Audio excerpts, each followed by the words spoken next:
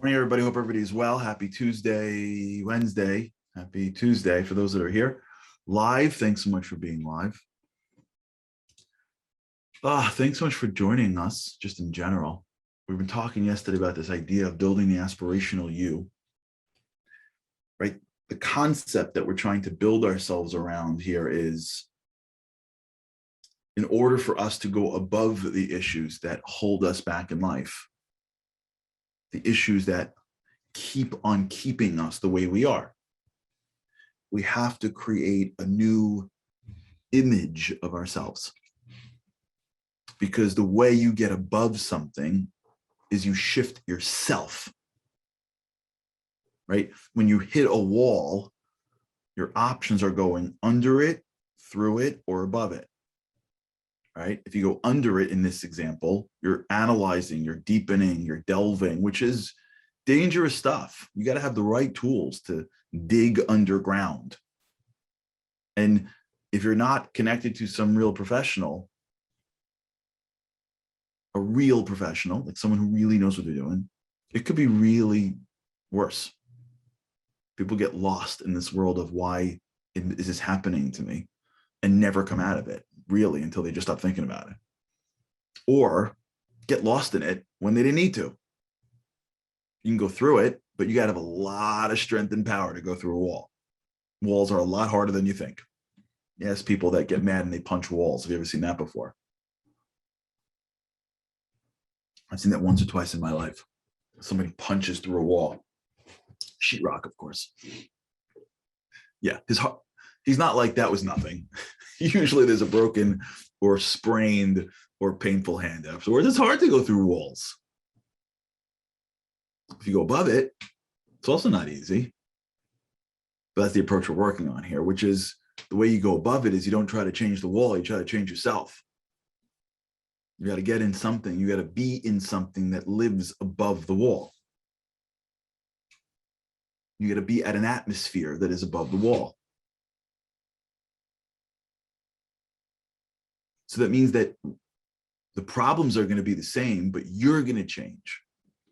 And when you change, your relationship to the problems change.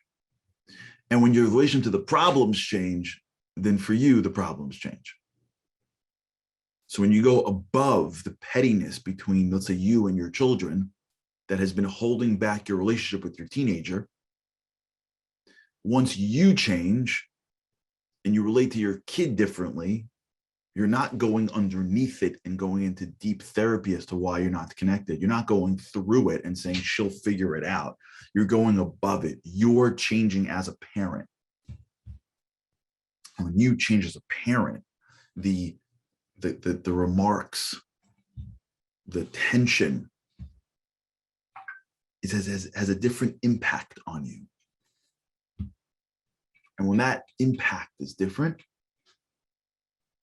the problem is different. The relationship to the problem is different. And so then the problem whether it gets solved or gets changed. And so how do we do that? So the way we do that is by looking at who we have in our lives already and seeing the values that we have in them, seeing the values that they find,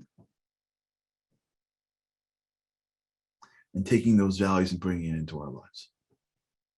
God already sent us the values that we need to build the aspirational version of ourselves. It's the most amazing thing in the world if you think about it.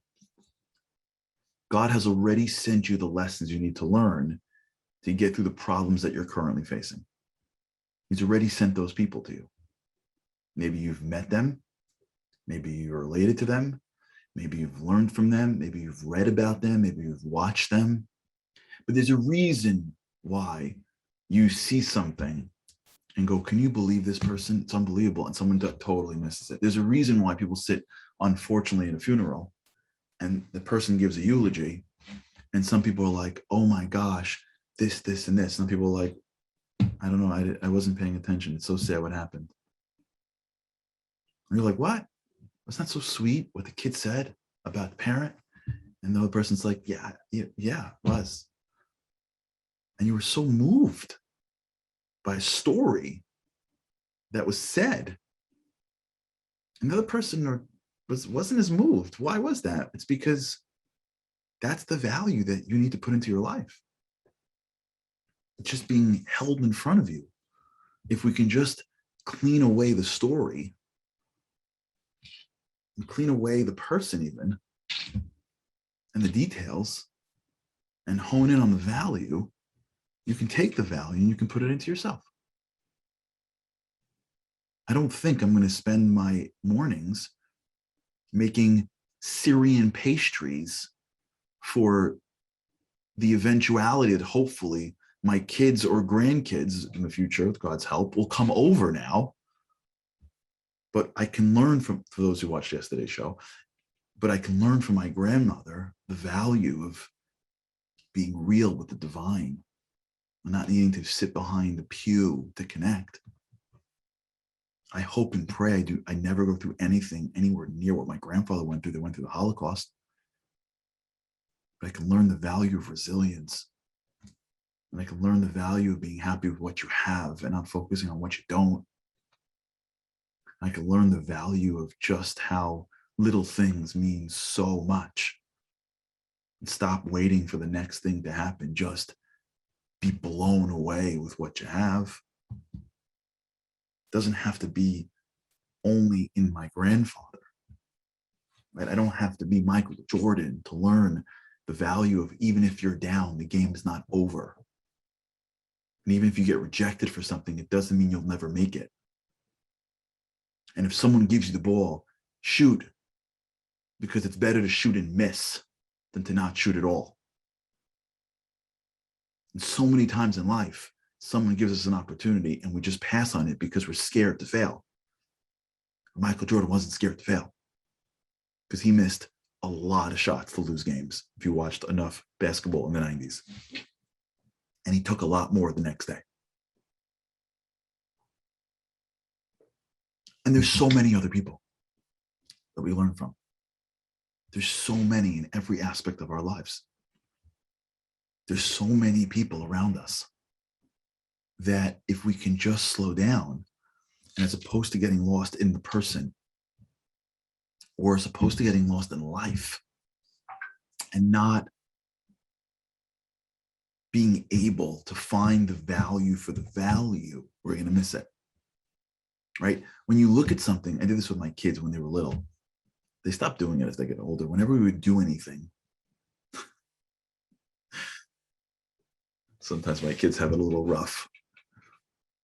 Whenever we would go anywhere or do anything, I would make them tell me like what they learned. And I could tell you like just, I did this for my oldest son, God bless him. And then I stopped. I used to make them write me, I kid you not. We're close, I could just tell you, right? I used to make them write me like a paragraph essays. Really, like they had to go back. They didn't have to. I didn't force them. I wasn't like, or else you're going to fail. I asked them whenever we go somewhere or meet somebody or see something, I'd ask them or him to write me. What did it mean to you? It's funny. We found it later on. If your kids can do this, do it. If they don't rebel, take a kid or do it ourselves. You come back from something and you're moved and you're not like generally moved. You have to like articulate what moved you. What'd you learn? That's an exercise in creating clarity of values. Why are you moved for? Why are you so blown away by that story, by that speech, by that person? Why? What happened? So some people will be like, that was just super inspiring. What wasn't made it inspiring? I don't know, it's just inspiring. Why? You know what? In that story was a value that you need to learn. But if we go through life and we never articulate it to ourselves, how are we ever going to learn it? So we go through life and we get inspired by stuff and we just have the general inspirational feeling and we go back into our lives and like we remembered being inspired and we sort of know the value-ish, but it's not clear. It's not sophisticated. It's just general. He was such a good dad. And that's inspiring. No, it's not. That's not inspiring. That's generally inspiring. What's inspiring was that you heard a story of a guy who was super busy and found time to remember, his kids, whatever. That's inspiring. The ability to prioritize your life and know that family is first. That's a value.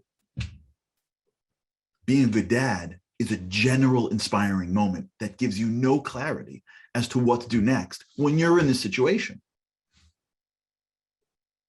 You hear a story of somebody who was generous. He was a good person. That's what's inspiring. He was a good person. No, he was generous with his money. And even though he didn't have a lot, he always managed to give charity. That's a value. So the next time someone asks for something and you're like, I don't have, you give. That creates a value that I can put into my aspirational vision of myself so that I can think of myself and say, I need to be more generous with my time, with my words, with my money, so that when I am in a situation and I'm stuck at a wall, I can go to it and say, wait, remember you wanted to be more generous? Just give. Stop fighting over this. This is ridiculous. Just give. Give it. Let it go. Let them win. Let them win. Fine. Let them win. It's family. It's your friend. It's the guy that sits next to you in the synagogue. Who cares? Remember the generous story that you heard a month ago? Don't you want to be that guy? Don't you want to be that woman? So she didn't pay you back. She forgot. Why does it bother you for? Don't you want to be the person that you heard about? Remember that? This is your chance. You laid out the money for 5 people and 3 forgot to pay you back. Let it go. This is your chance to be generous. You did this and no one said thank you. You spent all this time and effort on something and nobody said thank you. Remember the story of the woman who did charity quietly? Remember you heard that a month ago? And you were inspired by the story because now after she passed away, they found out all these people that were moved by her and nobody knew that it was her. And now it came out that she was quietly helping all these families. Remember you heard that story and you were like, holy cow, that's amazing. So the story a year ago, my friend Baruch Bear Bender told me this great story. I'm sure you've heard this before. It's such a great story. Such a great story. It stuck with me for so long. There's a guy online. Have you heard this from me before? Baruch Bear Bender runs in a great organization here in the 5 towns. Helps people, chesed, health. I mean, great stuff. So one of his colleagues was online at a very packed, busy supermarket. So if you can picture a Friday afternoon in a traditional Jewish community where everybody is shopping for Shabbos. Can you picture it? 12 o'clock, 1,000 people, right? And a woman has a cart full of food. And she goes to the cashier and she hands him the credit card and he swipes it and says declined. There's 12 people behind her online. Is there a hole she can crawl into? She looks around and laughs and goes, I think try it again. Decline. So she looks into her wallet. She doesn't have anything else. She goes, you know what? Just put it on I have a tab here.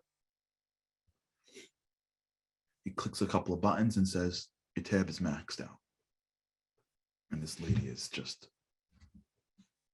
she's beside herself. She doesn't know where to go. What is she going to do? So she's like, you know what? I'll just leave it here. Is that okay? And the worker's largely, yeah, whatever. And there's a guy behind her buying I think the way he said it was bananas and a drink.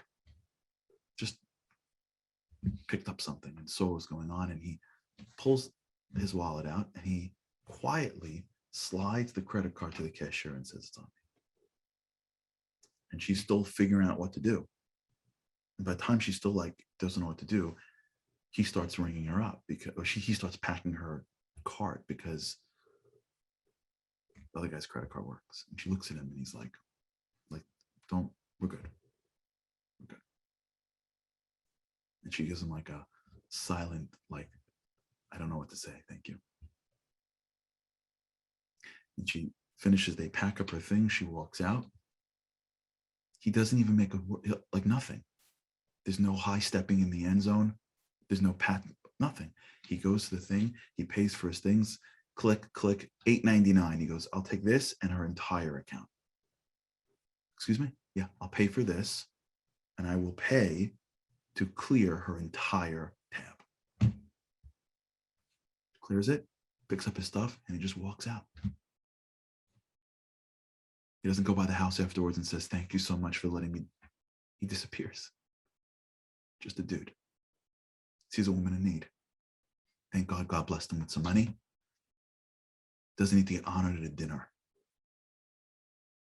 That amazing story. I was so moved. I was so moved. But what's that going to do for me in 15 minutes from now if I don't learn how to be generous in a silent way? You think that's any different than when somebody says something to you and you still stay generous in your words? You see somebody that's struggling and you just are benevolent in your compassion. God gave you maybe health. Maybe God gave you a healthy family. Maybe God gave you a healthy self-confidence. Maybe God put you in a position of career security and someone else doesn't have it. Maybe God gave you $10 and someone needs 10 cents. Who cares? The stories that inspire us, if we do not extract lessons and values, what are we going to wait till we're in this situation? And by the way, I got to tell you something. We're an incredible people, because I got calls. There are people that do this, by the way, all the time. I had no idea. Only because I told the story, someone called me. They walk around supermarkets. I kid you not. I kid you not. There are people like this in our people. I'm telling you, I spoke to them. They go to supermarkets and pay their bills and say, give me someone's account, and pay for the entire account, and nobody knows. It's insane. There are people that walk into schools that have private school education that people can't pay tuitions. And they go, I want to pay for my kid, and give me someone on the list who needs it, and I'll pay their kid too. And nobody knows. The parents just get a call. Your kids have been covered this year. Or like just the kid doesn't get a bill. Great, great, generous people out there that me and you have never met. But God knows. Don't worry about it. God knows what he's doing. God knows. God knows.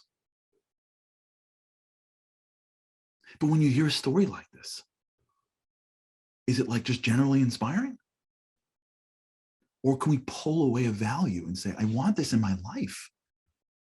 Am I going to be at a supermarket? I'm behind a lady and I don't know, but I'm going to wait flat. There's a value here. It's called silent generosity.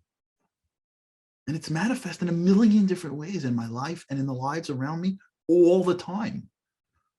And it's with money, and it's with words, and it's with feeling and emotion. And I could apply it to my family. I could apply it to my family member. I could be sitting at an event, and there could be someone sitting alone at a table.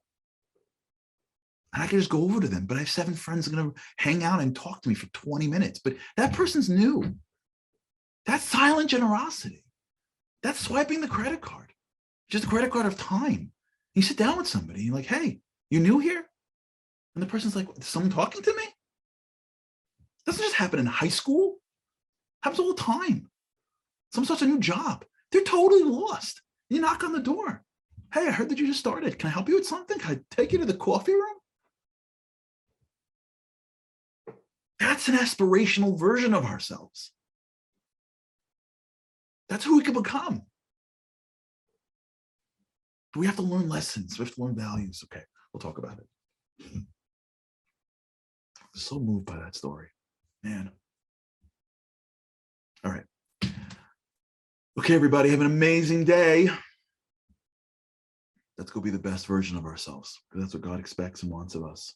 All right, have a great day with God's help. I cannot wait to see you again tomorrow. Have a great day.